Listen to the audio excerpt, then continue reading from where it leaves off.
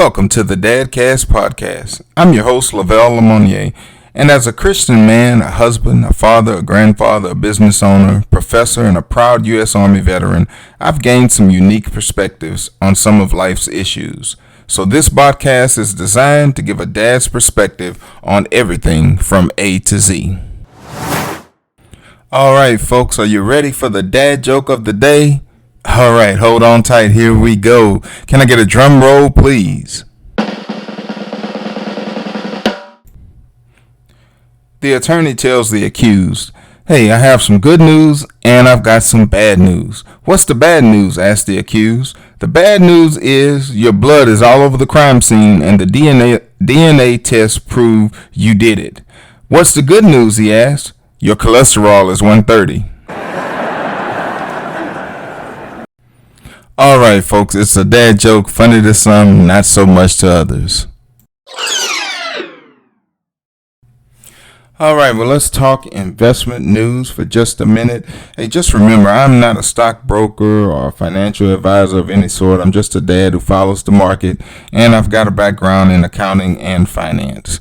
So here we go with today's investment information. And I'm taking this information from another podcast that my wife listens to that I found some information that was pretty interesting. I was familiar with it, but it made me think that maybe some of our listeners are not so familiar with it. So let's talk index funds. Hey, when you're thinking about investing, when you're thinking about putting your money into the market in some kind of capacity, some people they feel better with a less riskier option. And that's what an index fund offers. An index fund is a type of mutual fund whose holdings match or track a particular market index. It's a hands-off approach, and you could build a diversified portfolio earning solid returns using mostly this type of index investment. That's because the index funds don't try to beat the market or earn higher returns compared with market averages. Instead, what they do is these funds try to be the market, buying stocks of every firm listed on an index to mirror the performance of the index as a whole. So index funds can help balance the risk in your portfolio, as market swings tend to be less volatile across an index compared with individual stocks. So a few things to know about an index fund is they're an indirect way to buy the whole market. By accepting defeat, you actually win. When you pick individual stocks, you probably are not going to outperform the market. Not even the pros do. Research shows that from 2001 to 2016, more than 90% of active fund managers underperformed. So index funds are increasingly popular with investors.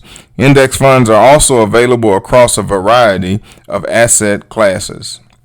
If you'd like some more information about index funds, please feel free to reach out to me or to do a Google search, and you'll find a lot of good information about these index funds. Happy investing, folks. All right, folks, as we get started, let me, as always, give a shout out and some love to my lovely wife, Dr. Gabrielle Lemonnier, who is the co-content creator and content manager of this podcast. Hey, also today I'm recording this on the 11th of March, which is her 50th birthday, and I want to say happy birthday and much love to you, honey.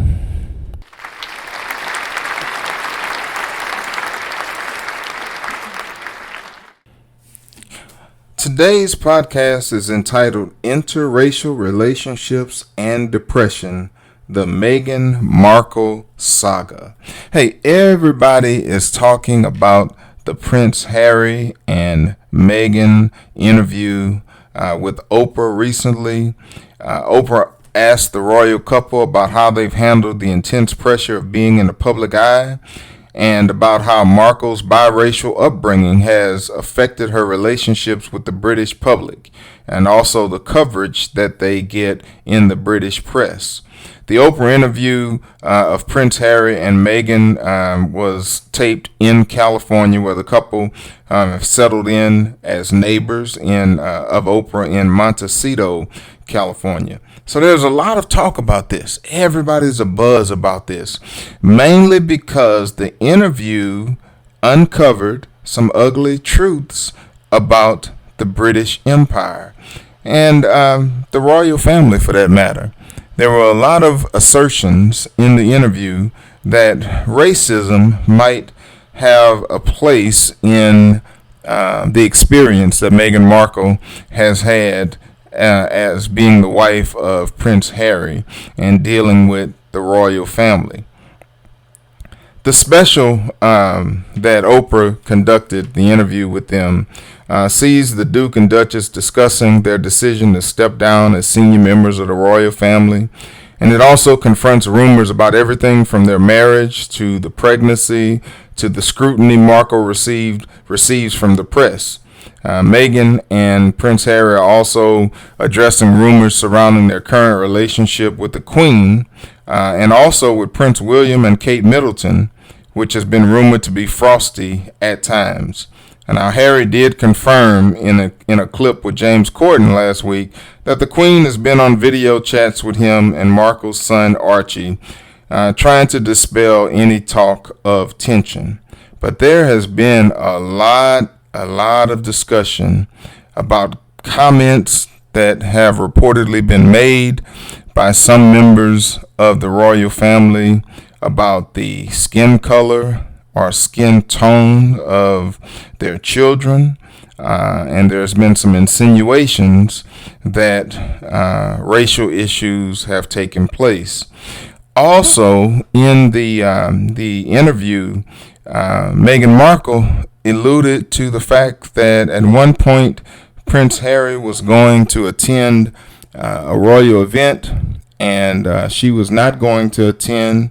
In fact, he told her that I believe she couldn't attend or shouldn't attend.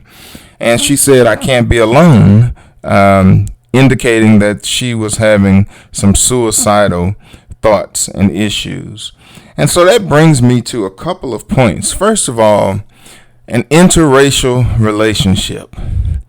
That's an interesting thing because it can be very dicey. It can be very tricky. Most of us, especially those of us who have a lineage or heritage from Louisiana, as do I, have a background where our lineage is mixed between, most times between white and black. And that puts us in some interesting positions throughout our life. The reality is that racism has not gone away. It has always been present and will probably always be present. And so, as a minority having to deal with racial issues throughout your life, imagine marrying or dating someone and becoming a serious relationship, and that person is of a different race, particularly in this discussion, a Caucasian, and the impact that relationship will have on the couple, on their immediate family, should they have children, the impact that of their children being biracial, and how they will have to deal with that in their life, and how that all plays out. Now, I'm giving you a dad's perspective on this because as a dad, I'm always concerned if my daughter would date in a serious relationship someone of a different race. Not that there's anything wrong with it, but as a dad, I'm protective, and I don't want her to be hurt. I don't want her to be compromised. I don't want her to be put into a position where she could be in harm's way, both physically or emotionally. And so that's always an issue when I think of interracial relationships. And I'm sure that Prince Harry's parents have that thought as well. I just can imagine that they have to think in the back of their mind, whether they make it public or not, that him falling in love with a woman of a different race in a very high profile relationship can cause concern. And then having children in that relationship, children who are biracial and of royal descent and will be under a microscope for their entire lives, can put a lot of pressure on those children. So interracial relationships, you have to like think it through and know what you're getting into and understand that your family who loves you and wants the best for you will always be looking to protect you. I believe that's what's happening to the royal family in some cases, and I believe in some cases it's just outright racism and it's wrong. Now, some of the things that interracial marriages, relationships face, some of the challenges they face is, of course, derogatory comments in public. You go out in public, people give you the eye. People look you up and down. People start talking to each other and wondering, what is he doing with her? What is she doing with him? What's going on? Why are they together? Look at them. All these comments that can be made, derogatory comments in public. There's also the possibility of the loss of contact with friends or family that disapprove. Perhaps one family is steeped in tradition and does not believe in interracial relationships in any form or fashion, and the other family might be a little more liberal.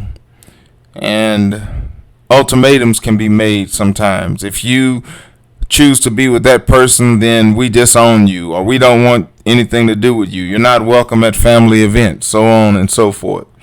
So that has to be considered, because that is a very real challenge that interracial couples can face.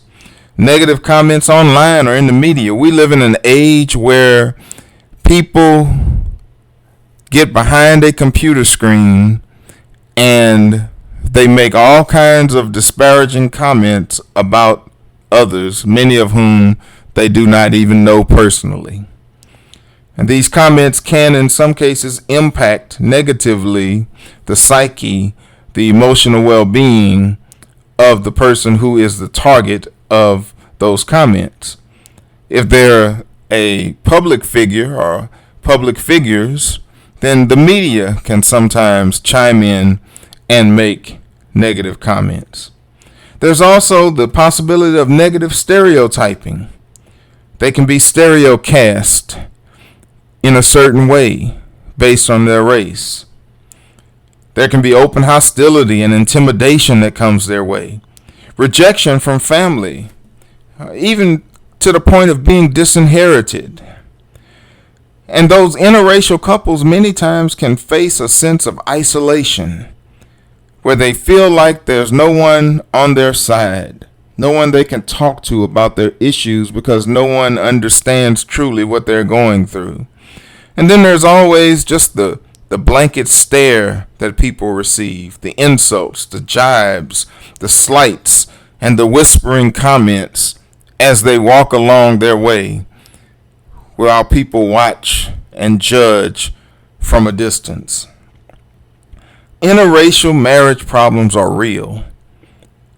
And anyone who is getting into an interracial relationship has to be aware of those possibilities and understand that there is a need to find a way to move through it in a very healthy way.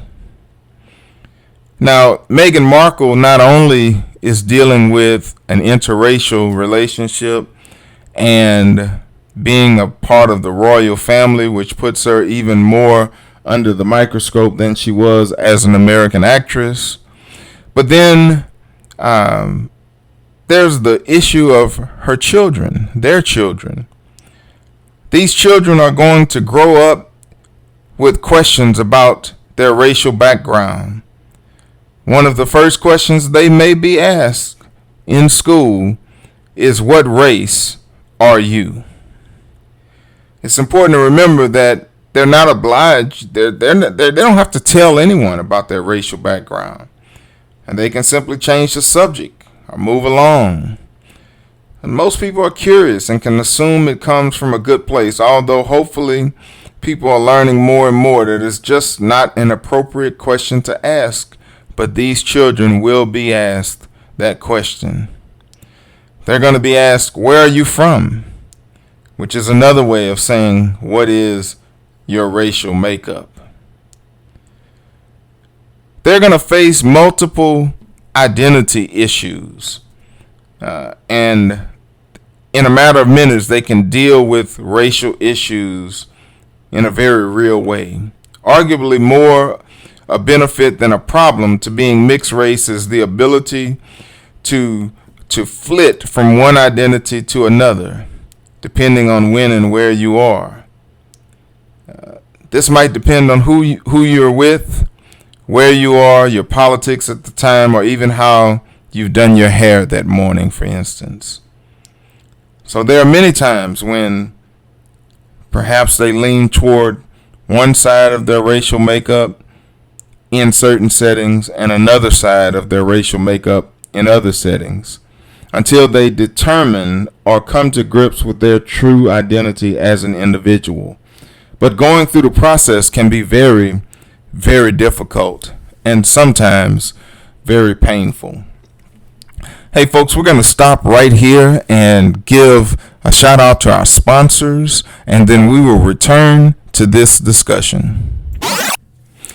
Hey folks, we've got some of the greatest sponsors anyone could ever have. I'm so grateful to our businesses, small businesses that have partnered with us to sponsor this season of the podcast.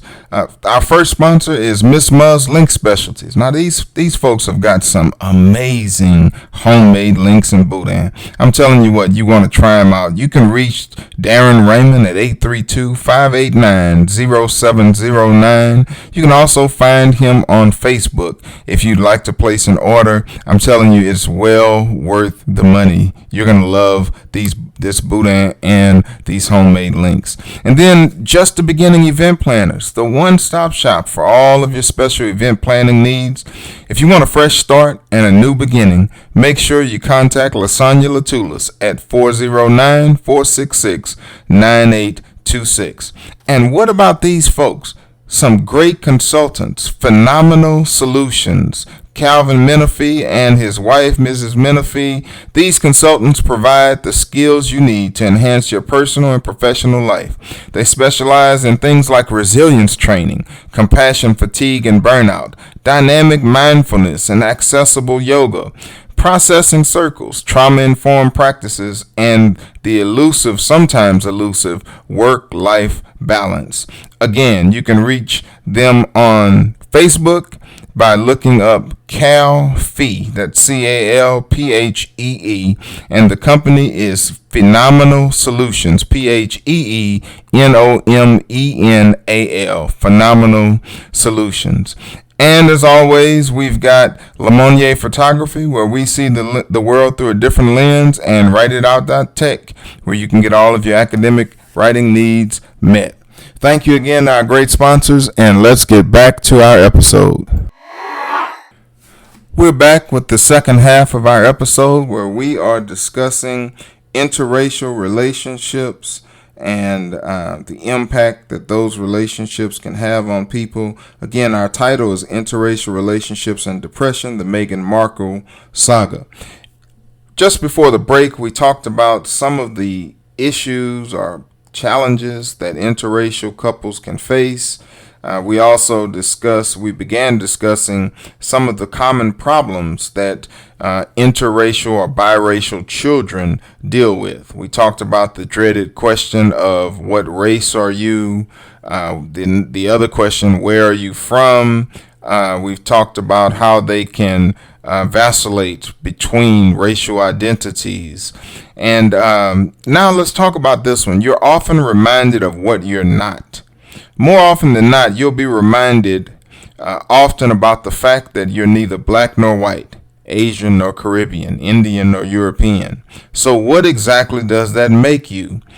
A child who is a product of an interracial relationship may feel stressed about not fully looking or acting the part that they are identifying with. Speaking the language, walking the walk, having the same features, not being light enough, not being dark enough. You don't sound black, you sound too white, you're this, you're that. All of those things can play and take an emotional toll on children who are the product of interracial relationships. And then they have to wonder where they fit in. What group of friends do they associate themselves with? The parents, of course, too, also have to wonder where do their children fit in. And when there are several siblings involved, there's the possibility that the siblings may identify differently. One may identify with one part of the racial background, while another may identify with a different part of the racial background. They may feel pressure to pick one identity and stick with it. Now, that's not fair, folks. They should have the opportunity to grow and develop and be who they are naturally, organically, without having to fit in to one side or one race or the other race. If they're filling out a government form, they're asked to check just one ethnicity, or their high school friends somehow segregate themselves into black and white cliques. All of these things can be issues when it comes to identifying with their racial makeup. Perhaps they might be in the position where people actually believe that mixed people are the solution to all forms of racism. And then they have to live up to that pressure of being the answer, the solution. The truth is that they may never find a true community to be a part of. And that can be a difficult pill to swallow. Who's their real family? Where are they really from? What are they? Who are they? The cultural dynamics can be tricky, even at home, for children who are a part of an interracial relationship. The parents may be so different. They may express love in different ways. They may travel to different areas and experience different cultures or identify with different cultures. And then what about the grandparents? The grandparents may have a completely different culture and background and traditional mindset that may put a lot of stress on those children and on the relationship. Everyone wants their family to be in their corner.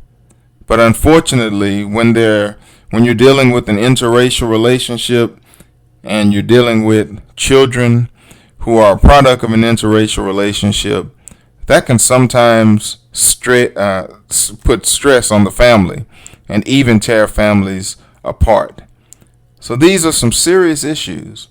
Meghan Markle alluded to some of those in her interview, having to deal with the looks, the stares, the questions, the rumors, the whispers, even to the point of her feeling suicidal, which is a byproduct of depression.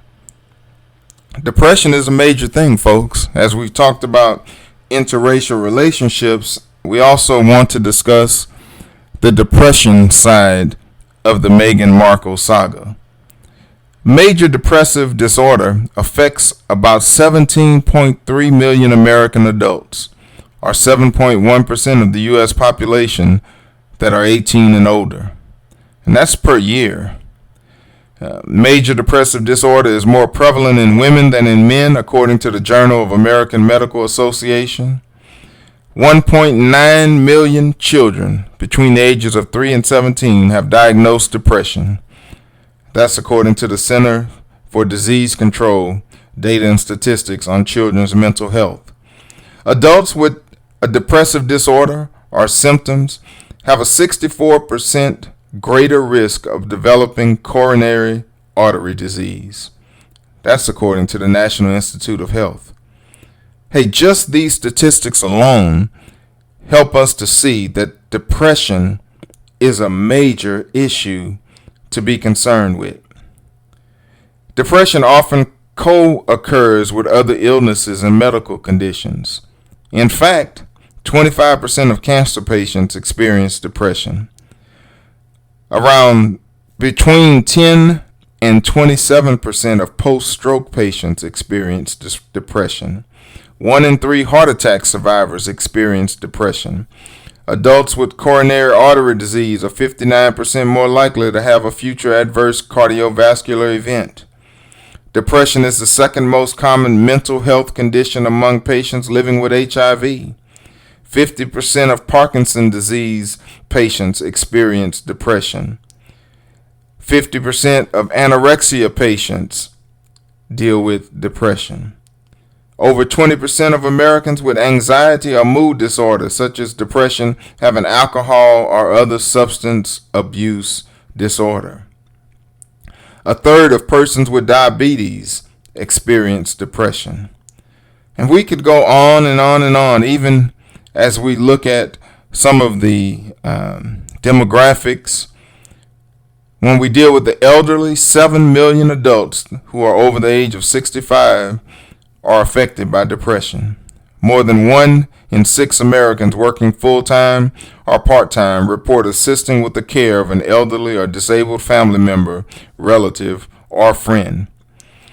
A survey of these adult caregivers found that up to 70% of them have clinically significant symptoms of depression. It's a very real thing, folks.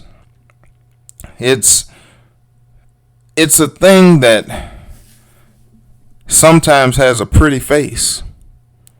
What I mean by that is people put on a facade and they smile and they make posts on social media that make you think everything is always great. And I'm not saying anyone should air their dirty laundry on social media. That's an individual choice. But what I am saying is that you never know what someone is dealing with. You never know what they are facing behind closed doors.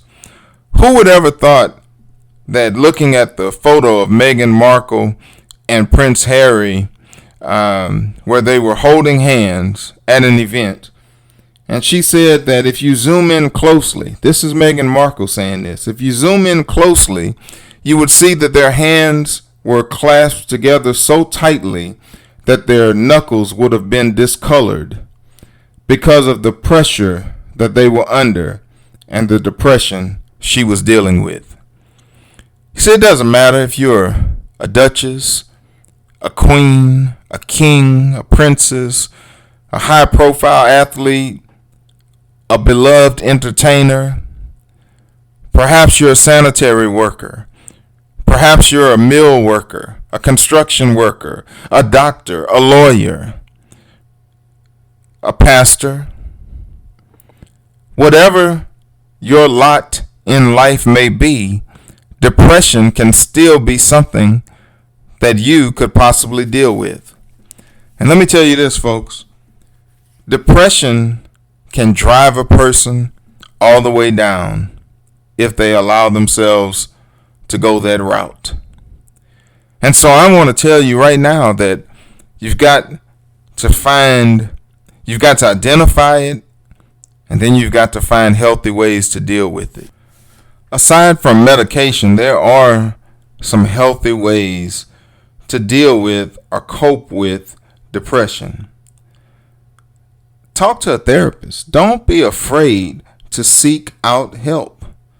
And sometimes, while our family members and our friends all mean well in offering us help, they're not qualified to help us. They don't know how to help a person who's dealing with depression. And so you seek out a therapist. Work with a therapist who is able to help you focus on adjusting your lifestyle in ways that will minimize the stress and and help you to cope with the stressors that are in your life. Another good way is to express yourself in writing. I love to write. I've written a couple of books, had them published, and it's an escape.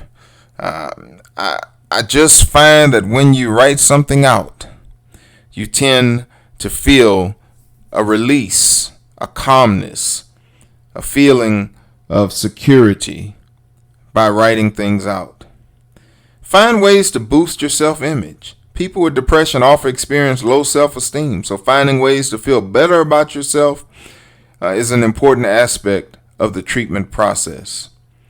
Try to stick to a schedule. Maintaining a healthy and regular routine is very helpful for people with depression. Many times with depression, people's motivation drops, and so it makes them feel unproductive and fuels feelings of low self-esteem. So schedule an activity. Find something to do every day. Make it one that you really enjoy, and aim for as much balance as possible in your life. Another thing you can do is stay involved. If you're experiencing depression, you may feel like you want to withdraw socially and keep to yourself, either because of low self-esteem or just because of a lack of interest. So a social life is important. You got to push yourself to stay involved with your friends and family. Social connections can help keep you from spiraling downward into a deeper depression and from becoming isolated and alone with your thoughts. Go to the movies, take a brisk walk, catch up with a friend or a relative. Do something that can lift your spirits. And find those in your life that you can depend on, that you can be candid with, and who have demonstrated the ability to listen. Allow yourself to lean on loved ones when you need them. The ones that can encourage you, that can help you exercise and help you stay on a healthy diet, can help you take care of yourself regularly. These are all steps that are necessary to cope with and overcome depression. You got to get some sleep too, folks. Getting plenty of rest every night is a must for our mood. People with depression often have noticeable sleep disturbances. They either sleep too much or not enough. So you got to go to bed, wake up on a regular schedule. Don't skimp out on your sleep.